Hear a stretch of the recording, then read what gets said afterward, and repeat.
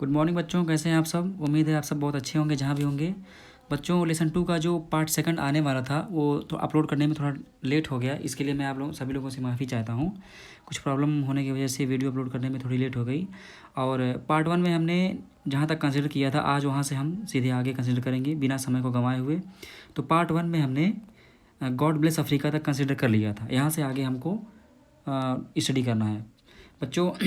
ये लेसन 2 का पार्ट 2 है और पार्ट 1 पहले से ही कंसिडर किया जा चुका है, पहले से ही पढ़ाया जा चुका है। और इस वीडियो के डिस्क्रिप्शन में आपको लिंक मिल जाएगा पार्ट 1 का, वहाँ से आप जाके पार्ट 1 को देख सकते हैं। बहुत ही कॉमिकल वे और सिंपल तरीके से आपको समझाने का कोशिश किया गया है। बाकी आप सब ध्यान दीजिए। आप सब लोग अपने बुक के साथ बैठेंगे ताकि मीनिंग्स वगैरह को लिखने में आसानी हो। चलते हैं आगे। लिखा है, a few moments later we are lifted our eyes in awe as a spectacular array of South African jets, helicopters and troop carriers roared in perfect formation over the Union buildings.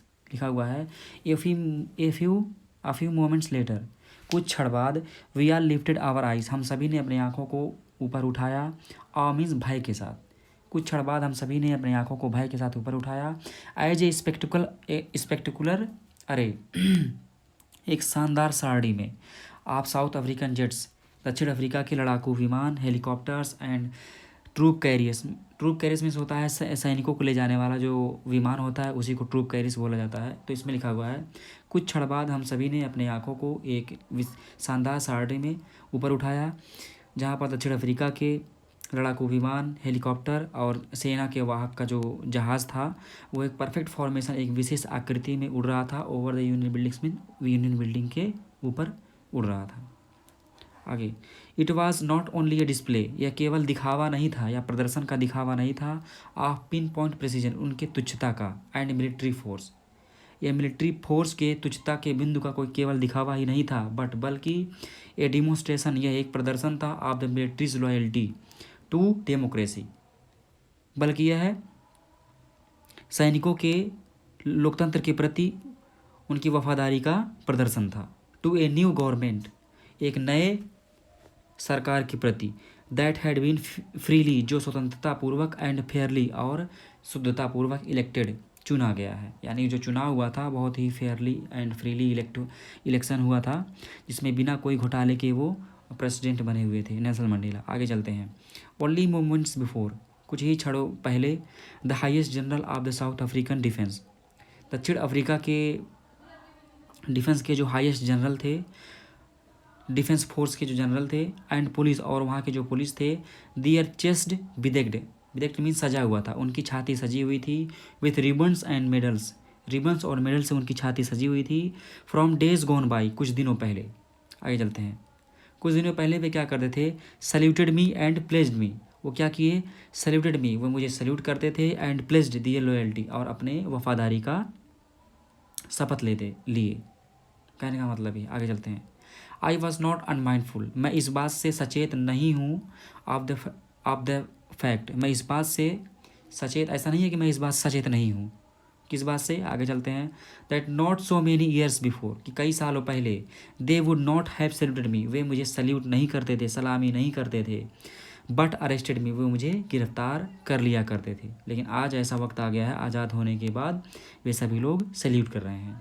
ऐसा कहा गया है बच्चों कि जब वक्त ख़राब होता है तो गली का कुत्ता भी भौंकता है, और जब वक्त अच्छा आता है तो सारे लोग मिलके एक हो जाते हैं। जब वक्त ख़राब हो, जब गली के कुत्ते भौंकें आप पर, तो उसका एक ही सोल्यूशन है, एकदम शांत रहिए, बंद कर लीजिए अपने आप को एक कमरे में 6 महीने के अंदर, और इतनी मेहनत करिए कि 6 महीने के बाद निकलने के बाद लोग देखकर हैरान हो जाएं कि 6 महीने के बाद कितना ये चेंज हो गया, ये वही है या कोई दूसरा है। आगे चलते हैं। लिखा है कि finally a chevron of Impala jets, एक इम्पाला जेट जहाज़ का नाम है। सेवरॉन में से वी आकार का, एक वी आकार का आकृति होती है, जैसे बगुले वगैरह जो आसमान में उड़ते हैं तो एक वी आकार की आकृति में उड़ते हैं, वैसे इसमें लिखा हुआ है।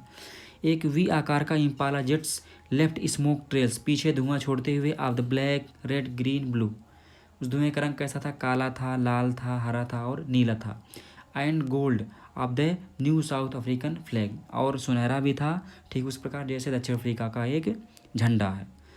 यानी लिखा है अंततः वी आकार में जो इम्पाला जेट थे वो अपने पीछे काले, लाल, हरे और नीले और सुनहरे रंग का धुआं छोड़ते हुए चल रहे थे, जैसे कि दक्षिण अफ्रीका के झंडे में पाया जाता है। आगे चलते हैं। द डे वॉज सिम्बोलाइज्ड, वह दिन पहचाना जाता है फॉर मी मेरे लिए, by the playing our two national anthems, दो राष्ट्रगीत के गाने के। वह दिन मेरे लिए दो राष्ट्रगीत गाने के लिए पहचाना जाता है।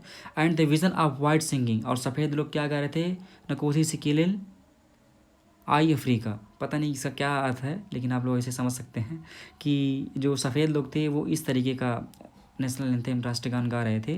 And the black singing Die Stem, और जो काले लोग थे, जो ब्लैक लोग थे, जो दक्षिण अफ्रीका के मूल निवासी थे, वो डाई स्टेम नाम का कोई नेशनल एंथेम गा रहे थे। आगे लिखा हुआ है the old anthem of the Republic, और डाई स्टेम क्या है, पुराना राष्ट्रगान है वहाँ के लोकतंत्र का। आगे चलते हैं।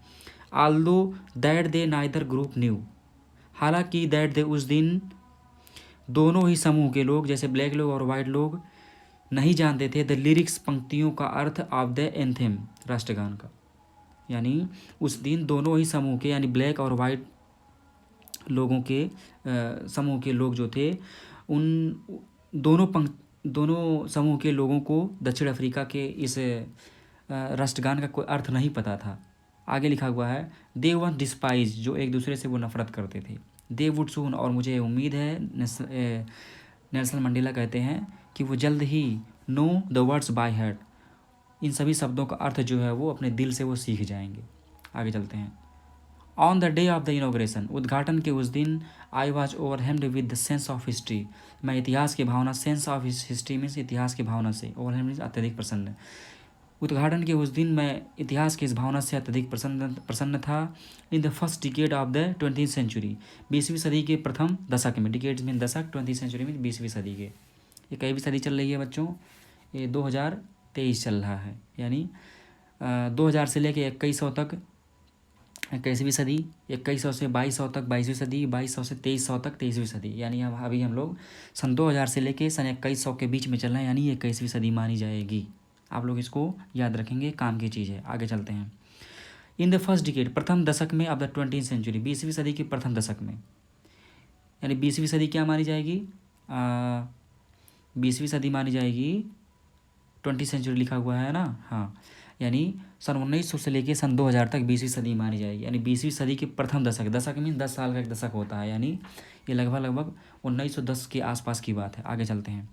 A few years after the bitter Anglo bore war and before my on birth, लिखा हुआ है कि 20वीं सदी के प्रथम दशक में, a few years after the bitter Anglo bore war, bitter means कड़वा होता है, एंग्लो बोर वार एक युद्ध होता है जो ब्रिटिश के मध्य लड़ा जाता था, ब्रिटेन और ब्रिटिश के बीच और दक्षिण अफ्रीका के बीच लड़ी जाती थी। वही लिखा हुआ है कि एंग्लो बोर वार के कुछ साल बाद, and before my own birth, और मेरे जन्म के और एंग्लो बोर वार के कुछ साल बाद, लिखा हुआ the white skin people of south Africa, दक्षिण अफ्रीका के सफ़ेद लोग जो थे, पैच्ड अप, एक डील कर लिए, दियर डिफरेंसेस, अपने भिन्नता में, एंड इरेक्टेड सिस्टम, और एक ऐसे तंत्र का निर्माण की, ऑफ रेशियल डोमिनेशन, जाति के भेदभाव का। वे अपने रंगों के भेदभाव का या अपने भिन्नता में एक डील कर लिए और जाति के भेदभाव का एक ऐसा तंत्र तैयार किए जिसमें क्या हुआ, against the dark skin people, गहरे यानी काले रंग के लोगों के खिलाफ ये ऐसा तंत्र का निर्माण किए। People of their own land, मेरे डार्क स्किन यानी काले लोगों के प्रति जो इस देश के निवासी, ऑन लैंड, उनके खुद की धरती पर सफ़ेद लोग जो थे वो काले लोगों के प्रति एक ऐसे सिस्टम का निर्माण कर दिए, डील कर लिए, पैचअप कर लिए। आगे लिखा है द स्ट्रक्चर दे क्रिएटेड, वह संरचना जो उन्होंने बनाया था, फॉर्मेट द बेसिस, वो आधार, उसका आधार क्या था, आधारभूत, ऑफ वन ऑफ द हार्सेस्ट, वो कठिन से कठिन यानी मुश्किल से मुश्किल प्रकार का वो स्ट्रक्चर बनाया था उन्होंने आधारभूत तरीके से। आगे लिखा है मोस्ट इनह्यूमन, अत्यधिक अमानवीय था उन लोगों का ये जो सिस्टम था। Societies the world has ever known, और संसार का यह जो समाज था शायद ही कभी इतने खतरनाक, हार्सेस्ट से हार्सेस्ट यानी कठिन से कठिन और मुश्किल से मुश्किल प्रकार का इस तरह का प्रताड़ना शायद ही जाना रहा होगा। इतना खतरनाक वो लोग सिस्टम का क्रिएशन किए, इरेक्ट किए। आगे लिखा है, now in the last decade of the 20th century, 20वीं सदी के अंतिम दशक में, and my on 18th decade, और मेरे 8th डिकेड, और मेरे 8वें दशक में, एज ए मैन, एक व्यक्ति के रूप में मेरे 8वें दशक में, that system had been overturned, यह सिस्टम जो तंत्र था ओवरटर्नेड, पलट दिया गया, फॉर एवर, हमेशा के लिए, एंड रिप्लेस्ड बाई वन, और बदल दिया गया, बाई वन दैट रिकोगनाइज, और बदल कर उसको चेंज कर दिया गया। और किस रूप में बदल दिया गया उसको? रिकोगनाइज, जो पहचाना जाने लगा, द राइट्स एंड फ्रीडम्स, लोगों के अधिकार और उनके आज़ादी के लिए जाना जाने लगा, ऑफ ऑल पीपल, सभी लोगों के। लिखा हुआ है कि वह सिस्टम जल्द ही पूर्ण रूप से पलट दिया गया, बदल दिया गया, और बदल कर उसे मानव के अधिकार और उनके आज़ादी में परिवर्तित कर दिया गया। लोग उसको अपने आज़ादी और अपने अधिकारों के लिए जानने लगे, regardless of the colour of their skin.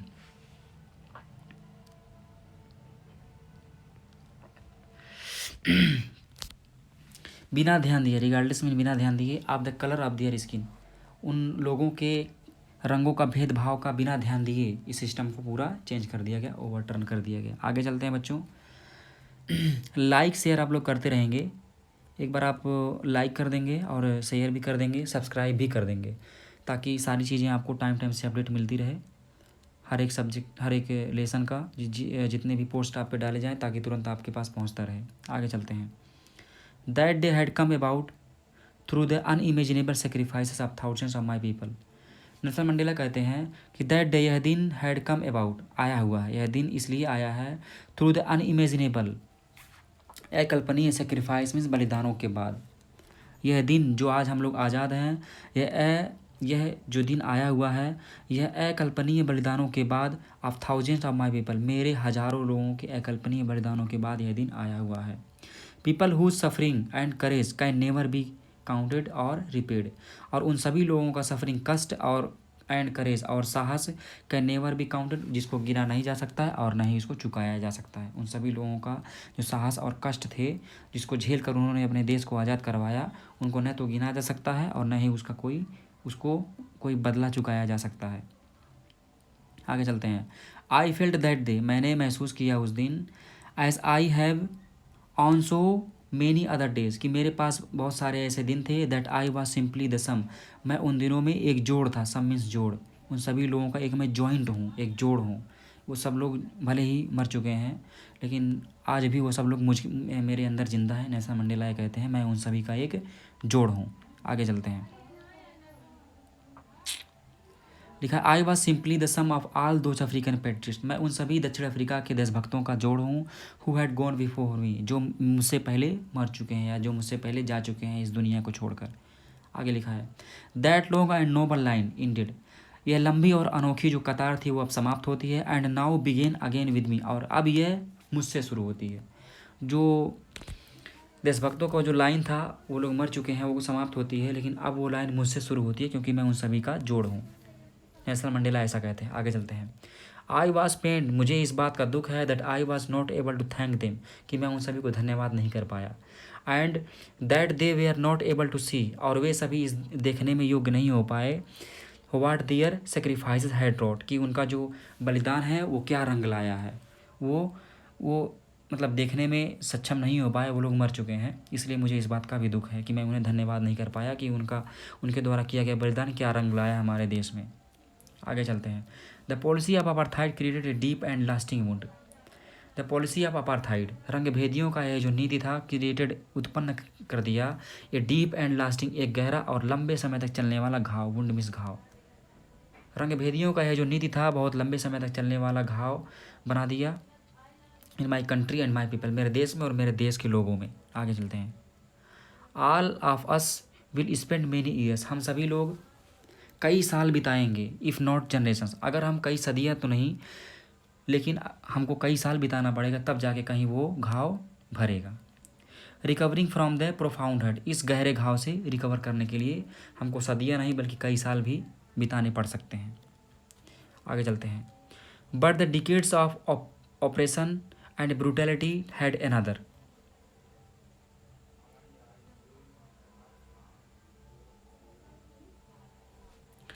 लिखा हुआ है बट द डिकेड्स, वह जो दशक था, ऑफ ऑपरेशन, उत्पीड़न का वह जो दशक था, एंड ब्रुटलिटी, और निर्दयता का, हैड अनदर, एक दूसरे के प्रति वह जो दशक था बहुत ही खतरनाक था, जो बिल्कुल क्रूएलिटी उसमें भरी हुई थी, निर्दयता एक दूसरे के प्रति भरा हुआ था। और लिखा हुआ अनइंटेंडेड मीन अनायास ही था, यानी वो बिना मतलब का था, यानी जिसका निरर्थक था, जिसका कोई अर्थ नहीं था। इफेक्ट, और उसका प्रभाव भी निरर्थक ही था। And that was that it produce, और तभी जाकर उस, लिखा हुआ है साफ साफ, मैं एक बार फिर से रिपीट करना चाहता हूँ, उस अनायास और निरर्थक प्रभाव के कारण, उस उस दशक के उत्पीड़न से और निर्दयता से एक दूसरे के प्रति एक बहुत बड़ा प्रभाव उत्पन्न हुआ। वो क्या था? लिखा हुआ है इट प्रोड्यूस, इसने उत्पन्न किया, the Oliver Tambos, Walter Sisulus, Chief Luthulis, the Yusuf Dadoos, the Bram Fischers, the Robert Sobukwes of our time. लिखा हुआ है, जब मैं फिर से आपको नॉर्मल लैंग्वेज में समझा देना चाहता हूँ कि जो कैरेक्टर होता है, हाईएस्ट कैरेक्टर होता है मनुष्य का, वो तभी बाहर आता है जब उसके ऊपर उसके लिए कठिनाई और परेशानियाँ पड़ेंगी। अगर हम सभी को कंफर्ट जोन में सारी चीज़ें मिलती रहें, कभी हमको संघर्ष करने की ज़रूरत ही ना पड़े, तो उसके महत्व को हम अपने लाइफ में कभी नहीं समझ पाएंगे। अगर उसके महत्व को, उसके इम्पोर्टेंस को हमको समझना है, तो हम तभी समझ पाएंगे जब हमारे ऊपर कष्ट पड़ेगा। तब हमारे अंदर जो हमारी कैरेक्टर है जो बैठी हुई है, कहा गया कि हर एक इंसान को ईश्वर एकदम नोबल और ख़ास बना के भेजता है किसी न किसी चीज़ के लिए। वो जो खास आपके अंदर है वो तब बाहर आएगा जब आपके ऊपर प्रॉब्लम परेशानियाँ पड़ेंगी। तो इस प्रकार का जो निर्दयता का, एक दूसरे के प्रति उत्पीड़न का जो प्रभाव पड़ा, जिसकी वजह से इस प्रकार के जो नीचे 6 नाम लिखे हुए हैं, इस प्रकार के महान व्यक्ति का जो चरित्र बाहर आया। अगर आप लोग खुद एग्जाम्पल पर समझ सकते हैं कि गांधी जी देश में पैदा नहीं हुए होते अगर हमारे देश में अंग्रेज शासन करने नहीं आए होते। सुभाष चंद्र बोस पैदा नहीं हुए होते। सरदार वल्लभ भाई पटेल पैदा हुए होते, लेकिन उनका जो कैरेक्टर, उनका चरित्र है वो बाहर नहीं आया होता। इस चीज़ की ज़रूरत पड़ी हमारे देश में, तब जाके ऐसा उनका जो कैरेक्टर था, जो हाईएस्ट कैरेक्टर था, वो बाहर आया। आगे चलते हैं। लिखा है कि man of such extra ordinary, इस प्रकार के असाधारण जो लोग थे, वो करेज विजडम,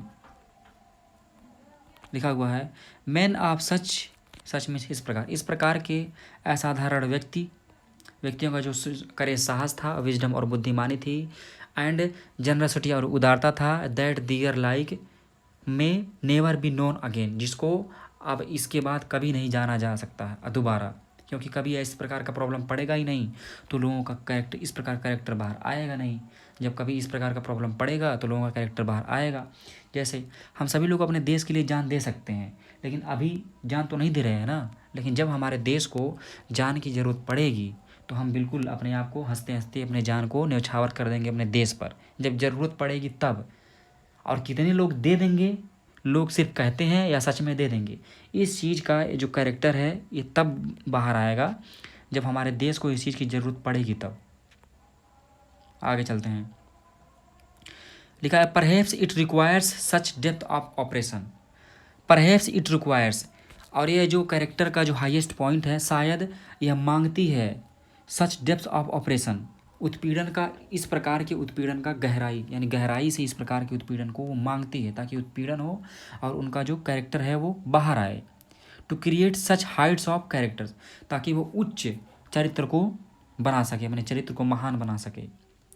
और चरित्र महान बनना, अगर चरित्र को महान बनना है तो चरित्र ये मांगती है कि उस लोगों के ऊपर उत्पीड़न पड़े, ताकि उनका जो महान चरित्र वो बाहर आ सके। लिखा है my country is rich in the minerals, मेरा देश खनिजों में अमीर है, जेम्स रत्नों में अमीर है, दैट लाई जो पड़े हुए हैं बीनीथ इट्स सॉइल, इसकी ज़मीन के नीचे।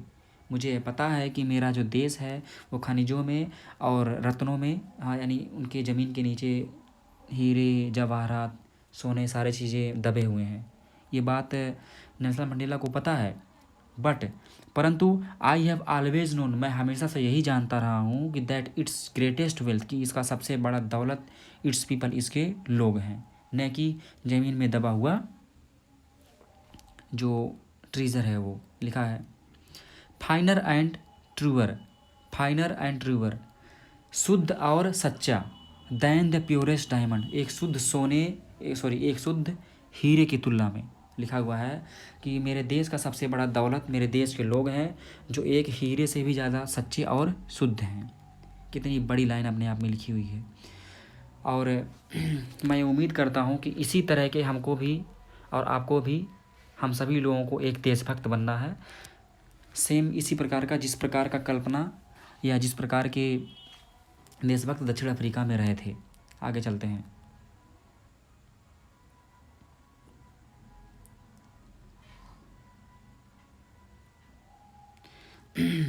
लिखा है it is from these comrades in the struggle that I learned the meaning of courage. It is from these comrades, मैं इन्हीं साथियों से, इन द स्ट्रगल, संघर्ष में, मैं संघर्ष में अपने इन्हीं साथियों से सीखा हूँ, दैट आई लर्नड, मैंने सीखा है, द मीनिंग ऑफ करेज, यानी साहस का अर्थ। मैंने अपने इन्हीं साथियों से संघर्ष के समय साहस का अर्थ सीखा है। टाइम एंड अगेन, समय के साथ साथ दोबारा। आई हैव सीन, मैंने देखा है, मेन एंड वोमेन, आदमियों को और औरतों को, रिस्क लेते हुए। समय के साथ दोबारा मैंने आदमियों को और औरतों को रिस्क लेते हुए देखा है। And give their lives for an idea, अपने जीवन को त्यागते हुए देखा है, फॉर एन आइडिया, एक विचार के लिए। यानी नेल्सन मंडेला कहते हैं कि मैं समय के साथ दोबारा औरतों और लोगों को एक विचारधारा के प्रति अपने जीवन को त्यागते हुए और रिस्क लेते हुए देखा है। यानी कहा गया है कि एक बड़ी शानदार लाइन कही गई है, मैं आप लोगों को बताना चाहूँगा कि वस जो आँच आए वसूलों पर तो टकराना ज़रूरी है, जो आँच आए वसूलों पर तो टकराना ज़रूरी है, अगर जिंदा हो तो फिर जिंदा नज़र आना ज़रूरी है। बड़ी शानदार लाइन कही गई है, किसी ने कहा है कि अगर वसूलों पर आँच आए तो टकरा जाना बिल्कुल ज़रूरी है, तुरंत टकरा जाना ज़रूरी है, और अगर ज़िंदा है तो वसूलों पर अगर आँच आए तो टकरा जाने से ही हमको ये पता चलेगा, समाज को ये पता चलेगा कि हम जिंदा हैं। आगे चलते हैं। बहुत से ऐसे लोग हैं जो जिंदा है लेकिन एक मरे हुए इंसान के बराबर। तो जिंदा तो रहना है, लेकिन ऐसे जिंदा नहीं रहना है कि कब पैदा हुए मालूम नहीं, कब मर गए मालूम नहीं। जीने के साथ साथ जीवन को एक ऐसे ऊंचाई पर लेके जाना है बच्चों, जहाँ से न रहने के बावजूद भी लोग याद करें। आगे चलते हैं, वो होता है जीवन। लिखा है I have seen man stand up to attacks and torture without breaking.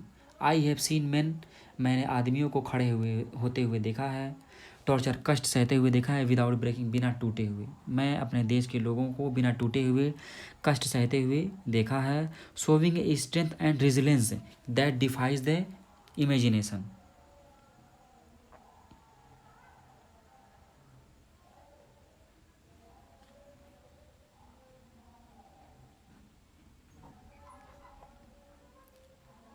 आगे चलते हैं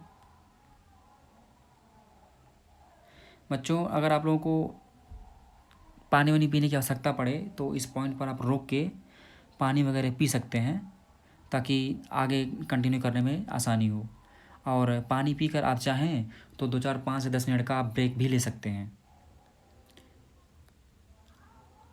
बाकी ब्रेक लेने के बाद तब यहाँ से आगे चलना शुरू किया जाएगा। आगे चलते हैं। कहाँ से था? हाँ,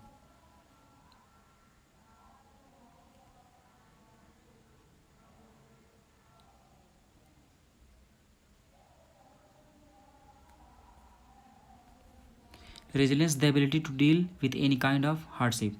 आगे चलते हैं। कहाँ गया? I have seen man stand up, यहाँ से तो हो चुका था। Showing a strength and resilience, लिखा हुआ है कि मैं लोगों को रिस्क लेते हुए और अटैक को सहते हुए देखा है, बिना टूटे हुए कष्टों को सहते हुए देखा है। शोविंग ए स्ट्रेंथ, जो उनके शक्तियों को दिखाती है, एंड रेजिलेंस, और सहनशीलता को, उनके सहने की शक्ति को दिखाती है। दैट डिफाइज द इमेजिनेशन, जो एक कल्पना को डिफाइज, परिभाषित करती है। आगे चलते हैं। आई लर्नेड द करेज, मैंने साहस सीखा है। Was not the absence of fear, मैंने यह सीखा है कि जिसके अंदर डर नहीं है वो साहसी है।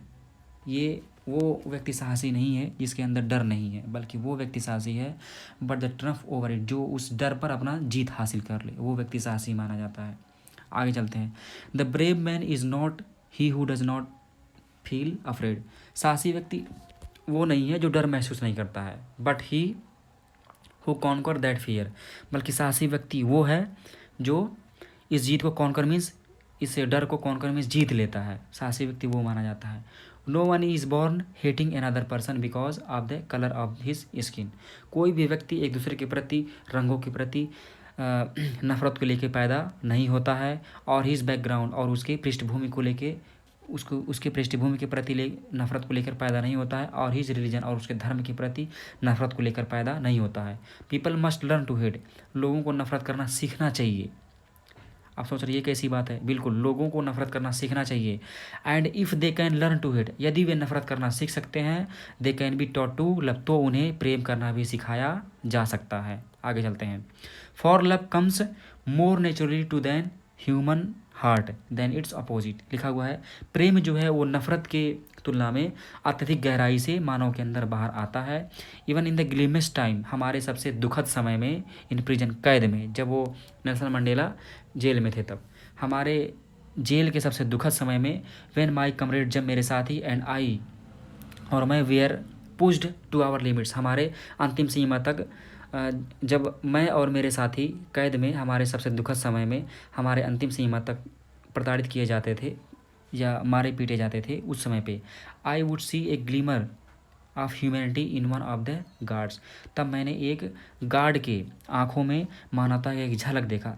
Perhaps just for a second, भले ही वो एक शायद एक सेकंड के लिए ही रहा हो, बट इट वाज इनफ, लेकिन यह पर्याप्त था, टू रीएश्योर, आश्वासन देने के लिए, मी माने मुझे, एंड कीप मी गोइंग, और मुझे आगे बढ़ने के लिए। लिखा हुआ है भले ही मैं एक सेकंड के लिए ही उस व्यक्ति की आंखों के अंदर मानवता का एक झलक देखा हो, वही मेरे लिए बहुत काफ़ी था मुझे आगे बढ़ने के लिए। आगे चलते हैं। Man's goodness is a flame, मानव की जो अच्छाई होती है एक ज्वाला होती है। दैट कैन बी हिडन, जिसको छुपाया तो जा सकता है, बट नेवर एक्सटिंग्विश, लेकिन उसे बुझाया नहीं जा सकता। मानव का जो अच्छाई होती है वो एक आग के लौ के समान होती है, जिसको छिपाया तो जा सकता है लेकिन कभी भी उसको बुझाया नहीं जा सकता। आगे चलते हैं बच्चों, क्वेश्चन आंसर आपको क्वेश्चन आंसर सॉल्व करवा दिया जाएगा। आगे लिखा है, इन लाइफ, जीवन में, every man has twin obligation, सभी व्यक्तियों के जीवन में दो जिम्मेदारियां होती हैं। ऑब्लिगेशन टू हिज फैमिली, पहली जिम्मेदारी उसके परिवार के प्रति, टू हिज पेरेंट्स, उसके माता पिता के प्रति, टू हिज वाइफ, उसके पत्नी, उस बीवी बच्चों, एंड चिल्ड्रेन, उसके बीवी बच्चों के प्रति, and he has an obligation, और दूसरी उसकी जो ऑब्लिगेशन होती है, जो जिम्मेदारी होती है, टू हिज पीपल, उसके लोगों के प्रति, हिज कम्युनिटी, उसके समुदाय के प्रति, हिज कंट्री, उसके देश के प्रति। दो ऑब्लिगेशन होता है, पहला उसके माता पिता, उसके परिवार, उसके बीवी बच्चों के लिए, दूसरा उसके लोगों के लिए और उसके कम्युनिटी, उसके समुदाय और उसके देश के लिए होता है। आगे चलते हैं। इन ए सिविल एंड ह्यूमन, एक सभ्य और मानवता भरे जीवन में, सोसाइटी, समाज में, ईच मैन इज एबल, एक सभ्य और मानवता भरे समाज में प्रत्येक व्यक्ति योग्य होता है टू फुलफिल, पूर्ण करने में, दो ऑब्लिगेशन, उन सभी जिम्मेदारियों को, according to his own inclination, his own inclination. Inclination में झुकाव होता है। लिखा हुआ है कि एक सभ्य और अच्छे समाज में प्रत्येक व्यक्ति इन दोनों जिम्मेदारियों को पूर्ण करने में अपने झुकाव के प्रति और अपनी योग्यताओं के प्रति सक्षम होता है। बट इन ए कंट्री, लेकिन ऐसे देश जहाँ पर दक्षिण अफ्रीका जैसे देशों में, इट वाज ऑलमोस्ट इम्पॉसिबल, यह असंभव है, फॉर ए मैन, एक व्यक्ति के लिए, of my birth and colour to fulfil both of those obligation, मेरे जैसे, लेकिन दक्षिण अफ्रीका जैसे देश में मेरे जैसे लोग जो काले समुदाय में जन्मा दक्षिण अफ्रीका में, उसके लिए दोनों जिम्मेदारियों को पूरा करना एक इम्पॉसिबल जैसा माना जाता है। आगे चलते हैं। इन साउथ अफ्रीका, दक्षिण अफ्रीका में, a man of colour who attempted to live as a human. दक्षिण अफ्रीका में एक काले रंग का व्यक्ति जो अटेम्प्टेड प्रयास करता हो एक मानव के जैसे जीवन जीना, वाच पनिश तो उसे सज़ा दिया जाता है, एंड आइसोलेटेड और उसे अलग कर दिया जाता है। आगे, इन साउथ अफ्रीका दक्षिण अफ्रीका में a man who try to fulfil his duty, जो भी व्यक्ति अपने कर्तव्यों को निभाने का प्रयास करता है, टू हिज पीपल अपने लोगों के प्रति, और अपने इनविटेबली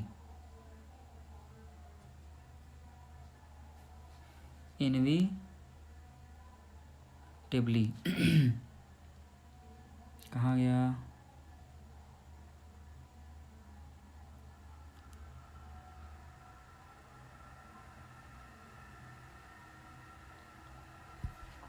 इनविटेबली अनएवॉइडेबल अनिवार्य रूप से लिखा है। A man who try to fulfil his duty to his people was inevitably ripped from his family. लिखा हुआ है दक्षिण अफ्रीका जैसे देश में कोई भी व्यक्ति अगर अपने कर्तव्यों को पूरा करने का प्रयास करता है तो उसे अनिवार्य रूप से रिप्ड फ्रॉम हिज फैमिली अपने परिवार से अलग कर दिया जाता है, टू हिज पीपल उसके लोगों से अलग कर दिया जाता है, उसके परिवार से उसे अलग कर दिया जाता है, एंड हिज होम और उसको उसके घर से अलग कर दिया जाता है, एंड वर फोर्स्ड और उसको उस पर दबाव बनाया जाता है, to live a life apart अलग होकर जीवन जीने में उसको दबाव दिया जाता है। आगे लिखा है ए 20th एग्जिस्टेंस ऑफ सीक्रेसी। लिखा हुआ है ए ट्विलाइट एग्जिस्टेंस, जिस प्रकार शाम के समय सूर्य डूब जाता है और एक रहस्यमय प्रकार से हो जाता है, उसी प्रकार एक संध्या के समय का जो प्रकाश है वो रहस्यमयी हो जाता है, एंड रिवेलियन और उसे विद्रोही बना देता है लोगों को। इस प्रकार के जो उत्पीड़न को किसी लोगों के ऊपर थोप दिया जाए या लागू कर दिया जाए तो एक प्रकार का एक जैसे डूबते हुए सूर्य की तरफ विद्रोही बन जाता है अंधकार में फैलाने के लिए। आगे चलते हैं। I did not in the beginning choose to place my people एवं my family. I did not in the beginning, शुरुआत में choose the place my people, मैं अपने लोगों के लिए नहीं, एवं माई फैमिली और मैं अपने लोगों को अपने परिवार से ज़्यादा बढ़ चढ़ कर नहीं मानता था शुरुआत के दिनों में। But in attempting to serve my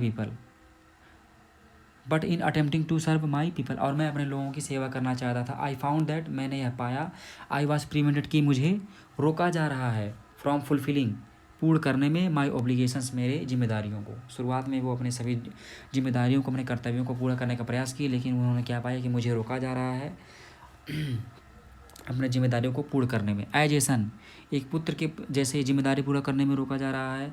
A brother, एक भाई। A father and a husband, और एक पिता और एक पति के जैसे जिम्मेदारियों को पूर्ण करने में उनको रोका जा रहा है। लिखा I was not born with hunger to be free, मैं आज़ादी की भूख के साथ पैदा नहीं हुआ था। आई वॉज बोर्न फ्री, बल्कि मैं आज़ाद होकर पैदा हुआ था। फ्री इन एवरी वे, हर एक तरह से आज़ाद पैदा हुआ था। दैट आई कुड नो, जितना मैं जानता था, मैं जान सका।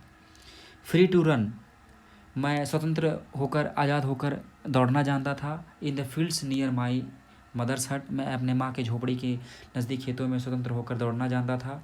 Free to swim in the clear stream, मैं स्वच्छ धारा में तैरने को एकदम आज़ादी समझता था। कहने का मतलब ये है कि वो अपने माँ के घर के चारों तरफ दौड़ लिए और स्वच्छ धारा में तैर लिए, तो वो उनको लगता था कि मैं आज़ाद हूँ, पूर्ण स्वतंत्र हूँ, लेकिन ऐसा नहीं था। That ran through my village, स्वच्छ धारा में तैरने के लिए जो मेरे गांव तक जाता था तो मुझे लगता था कि मैं आज़ाद हूँ। फ्री टू रोस्ट मैलीज, और मैं ये सब करने में भी आज़ाद था। रोस्ट मैलीज यानी मक्के को भूनकर, अंडर द स्टार्स, तारों के नीचे बैठकर खाने में भी आज़ाद था। एंड राइड, और सवारी करने का, ब्रॉड बैक, चौड़े चौड़े स्लो मूविंग बुल्स, धीरे धीरे चलने वाले बैलों का सवारी करने में भी आज़ाद था। As long as I obeyed, और काफ़ी लंबे समय तक मैंने माना। फादर एंड एबाइडेड, और अपने माता पिता की आज्ञा को माना। And abide by the customs, और अपने रीति रिवाजों का पालन भी किया। माई ट्राइब, अपने जनजाति का, मैं लंबे समय तक अपने माता पिता की आज्ञा का पालन भी किया और अपने जनजाति के रीति रिवाजों को भी माना। I was not trouble by the laws of man or God, I was not trouble, मैं परेशान नहीं किया जाता था। By the laws of man, मानव के नियमों के प्रति, और गॉड या ईश्वर के प्रति, यानी न तो मुझे ईश्वर से कोई प्रॉब्लम थी और न तो मानव के नियमों से कोई प्रॉब्लम था। बाद में उनको इन सारी चीज़ों का एहसास होना शुरू हुआ। वो सारी चीज़ें क्या थी आगे चलते हैं। लिखा है it was only when I began to learn, it was only when I began to learn, यह तब हुआ जब मैं सीखना शुरू किया। That my boyhood freedom was an illusion, कि मेरे बचपन का जो आज़ादी था वो एक भ्रम था, इल्यूजन था। When I discovered as a young man, जब मैं बड़ा होकर यह डिस्कवर, यह खोज किया, यह खोजा, that my freedom had already been taken from me, कि मेरी जो आज़ादी है वो पहले ही मुझसे छीनी जा चुकी है। That I began to hunger for it, तब जाके मुझे इसका भूख लगा, आज़ादी का भूख पैदा हुआ उनके अंदर। एट फर्स्ट, पहले एज आई स्टूडेंट, जब मैं विद्यार्थी था, आई वॉन्टेड फ्रीडम, मैं आज़ादी चाहता था ओनली फॉर माई सेल्फ, मैं सिर्फ खुद की आज़ादी चाहता था जब मैं विद्यार्थी था। द ट्रांजिटरी फ्रीडम, और जो विद्यार्थी के समय की जो आज़ादी थी वो क्या थी, क्षणिक थी। ट्रांजिटरी मानी कुछ समय तक चलने वाला आज़ादी था। Of being able to stay out at night, मैं कैसी आज़ादी चाहता था, ताकि मैं किसी एक रात खुलकर आज़ाद होकर बिता सकूं। इस प्रकार का मैं आज़ादी चाहता था, मैं सिर्फ अपने आप का आज़ादी चाहता था। लेकिन बाद में क्या हुआ, और मैं रीड, पढ़ना, वाट आई प्लीज, मैं जो चाहूँ उसको पढ़ने का आज़ादी चाहता था। एंड गो वेयर आई चूड, और मैं जहाँ चाहूँ वहाँ जाने का आज़ादी चाहता था जब मैं विद्यार्थी था। लेटर, बाद में, एज ए यंग मैन, एक युवा व्यक्ति के रूप में, इन जॉन्सबर्ग, जब मैं जॉन्सबर्ग में एक युवा व्यक्ति था, आई ईयर्नड, तो मैं ईयर्न मीन होता है तरसना, तो मैं तरस गया था फॉर द बेसिक, आधारभूत, एंड ऑनरेबल फ्रीडम, एक सम्मानित और आधारभूत आज़ादी के लिए तरस गया था। ऑफ अचीविंग माई पोटेंशियल, और मैं अपने पूरे क्षमता से उसको प्राप्त करने का भी प्रयास किया। ऑफ अर्निंग माई कीप, मैंने उस प्राप्त भी किया वो सब, और मैंने अपने जीविका भी कमाई। Of marrying and having family, और शादी करने के लिए और अपने हैविंग फैमिली, परिवार बनाने के लिए। The freedom not be to be, भी मैंने सब कुछ पाया, वो कहते हैं। आगे फिर क्या लिखा हुआ है, the freedom not to be obstructed in a lawful life, लिखा हुआ है the freedom not to be obstructed, वह जो आज़ादी है वो बाधा नहीं डाली जानी चाहिए, इन ए लॉफुल लाइफ, एक वैध जीवन में, किसी के वैध जीवन में आज़ादी के प्रति बाधा नहीं डाली जानी चाहिए, ऐसा सोच उनका था पहले। लेकिन बाद में क्या हुआ, आगे पढ़ते हैं। लिखा है बट वेन आई स्लोली सा, लेकिन जब मैं धीरे धीरे देखा, that not only was I not free, केवल मैं ही नहीं आज़ाद हूँ, कैद में हूँ। लिखा हुआ है बट देन आई स्लोली सा, मैं धीरे धीरे यह देखा, दैट नॉट ओनली आई, केवल मैं ही नहीं, आई नॉट फ्री, स्वतंत्र नहीं हूँ, बल्कि but my brothers and sister, मेरे भाई और बहन भी आज़ाद नहीं है। वे आर नॉट फ्री, वे यानी मेरे भाई और बहन भी आज़ाद नहीं है। I saw that it was not just my freedom that was curtailed, और मैंने देखा कि केवल मेरी ही आज़ादी नहीं छीनी गई थी, करलीड मीन्स काट ली गई थी, रिड्यूस, काट दी गई थी, केवल मेरी ही आज़ादी नहीं काट ली गई थी, बल्कि द फ्रीडम ऑफ एवरीवन, बल्कि हर एक उस व्यक्ति की आज़ादी काट ली गई थी, who looked like I did, जो मेरे जैसे दिखता था, यानी ब्लैक दिखता था। आगे लिखा है that is when I joined the African national Congress, और तब मैंने अफ्रीकन नेशनल कांग्रेस पार्टी को ज्वाइन किया। And that is when the hunger for my own, और तब मेरे अंदर जाकर hunger for my own freedom, मेरे खुद के आज़ादी, मेरे जो खुद का आज़ादी था वो और ज़्यादा बढ़ गया। Became the greater hunger for the freedom, मेरे खुद के आज़ादी, मेरा जो खुद का आज़ादी था वो मेरे लोगों की आज़ादी में परिवर्तित हो गया और बहुत ज़्यादा बढ़ गया। आगे चलते हैं। ये नेल्सन मंडेला का पिक है, इसको आप लोग ध्यान से देख लीजिए। आगे चलते हैं। वही लिखा हुआ है कि मेरे लोगों के प्रति मेरी आज़ादी और ज़्यादा बढ़ गई। लिखा है जब वो अफ्रीकन नेशनल कांग्रेस पार्टी को ज्वाइन किए थे।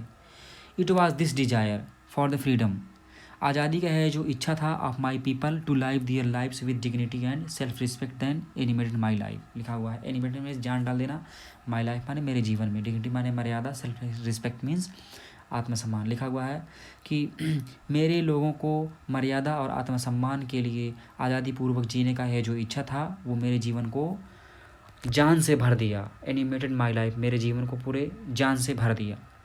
ट्रांसफॉर्म ए फ्राइटेंड यंग मैन, और इसने परिवर्तित कर दिया एक डरे हुए आदमी से, यंग मैन इंटू ए बोल्ड वन, एक भव्य और मतलब कानून को न मानने वाला व्यक्ति में मुझे परिवर्तित कर दिया। ये सारी चीज़ें, पहले नेल्सन मंडेला बहुत सीधे और जेंटल आदमी थे और वो बदल कर परिवर्तित होकर एक बोल्ड व्यक्ति में परिवर्तित हो गए हैं, नियम को नहीं मानने वाला। आगे चलते हैं। खतरनाक जिसका होता है बोल्ड, खूंखार। आगे चलते हैं। That drove a law abiding attorney to become a criminal, और वो क्या कर दिया, लॉ अबाइडिंग नियम को मानने वाला अटॉर्नी एक वकील को टू बिकम बना दिया ए क्रिमिनल, एक क्रिमिनल बना दिया, अपराधी बना दिया। आगे चलते हैं। That turned a family loving husband, जो एक परिवार से प्रेम करने वाले पति को परिवर्तित कर दिया into man without a home, एक बिना घर के आदमी में परिवर्तित कर दिया। That force a life loving man to live, जो एक जीवन से प्रेम करने वाले व्यक्ति को फोर्स करने लगा, पर दबाव डालने लगा। किस प्रकार जीवन जीने का, एक मॉन्क के जैसे, बिना घर के एक साधु के जैसे जीवन जीने के लिए दबाव डालने लगा। आगे, I am no more virtuous, मैं अत्यधिक virtuous, virtuous means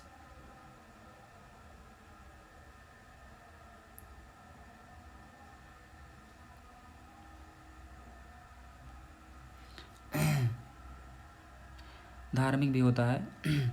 I am no more virtuous और self sacrificing than the next man, वो कहते हैं कि मैं अपने देश के लोगों के सामने उनसे अधिक वर्चुअस, धार्मिक और आत्म बलिदान देने वाला नहीं हूँ। But I found that I could not enjoy, लिखा हुआ I am not more virtuous और self sacrificing than the next man, मैं अपने देश के हर एक आदमी के सामने अत्यधिक बलिदान देने वाला, आत्म बलिदानी और धार्मिक नहीं हूँ। बट आई फाउंड, और बल्कि मैंने यह पाया है, आई could not enjoy even enjoy the poor and limited freedom, कि मैं भी एक गरीब लोगों के जैसे ही लिमिटेड, सीमित आज़ादी को इंजॉय नहीं कर पा रहा हूँ। I was allowed when I knew my people were not free, जो मुझे अलाउ कर दिया गया था जब मैंने यह जाना कि मेरे लोग आज़ाद नहीं हैं। यानी नेल्सन मंडेला को उस टाइम के लिए, जब वो नेशनल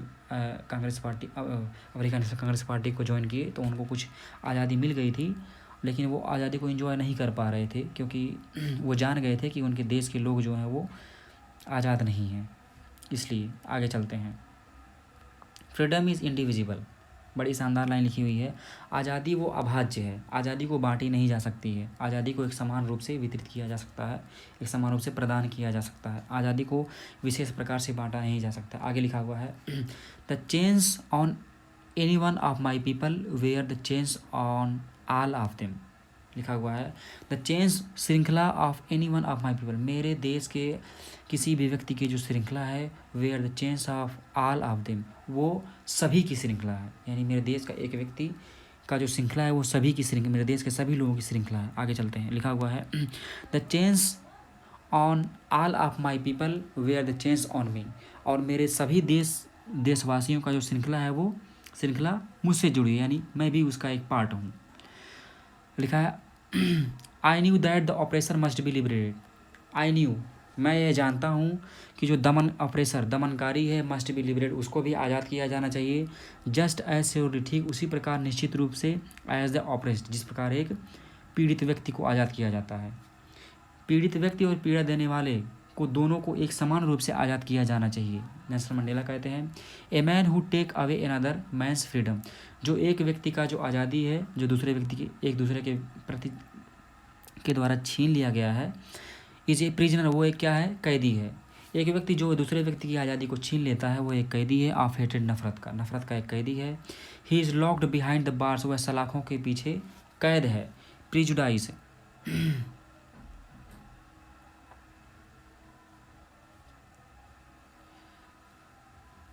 प्रिजुडाइज मीन्स पक्षपात भी होता है। आगे चलते हैं। लिखा हुआ है कि ही इज़ लॉक्ड बिहाइंड, वह व्यक्ति जो एक दूसरे की आज़ादी को छीन लेता है वह एक पक्षपात के सलाखों के पीछे कैद है। एंड नैरो माइंडेडनेस, और संकीर्ण मानसिकता के सलाखों के पीछे कैद है, वो भी कैदी माना जाएगा। आगे लिखा हुआ है I am not truly free if I am taking away someone's else freedom, मैं पूर्ण रूप से स्वतंत्र नहीं माना जाऊंगा यदि मैं दूसरे की स्वतंत्रता को छीनता हूँ। Just as surely as I am not free when my freedom is taken from me, ठीक उसी प्रकार जैसे मेरे आज़ादी को किसी दूसरे के द्वारा छीन ली जाती है तो मैं आज़ाद नहीं माना जाऊँगा, उसी प्रकार मैं भी आज़ाद नहीं माना जाऊँगा अगर मैं किसी दूसरे की आज़ादी को छीन लूँ। यानी ऑपरेसर और ऑपरेस्ड, दमनकारी और दमन सहने वाला, दोनों लोग व्यक्ति क्या हैं, आज़ाद नहीं हैं। आगे चलते हैं, लिखा हुआ है the oppressor, the oppressed and the oppressor, यानी दमनकारी और दमन करने वाला, दमन सहने वाला, लाइक दोनों एक समान रूप से आर रॉब्ड, लूटी गई है, ऑफ दियर ह्यूमैनिटी, उनके मानवता को। यानी दमनकारी व्यक्ति और दमन को सहने वाले व्यक्ति दोनों की मानवता को एक समान रूप से लूटी गई है।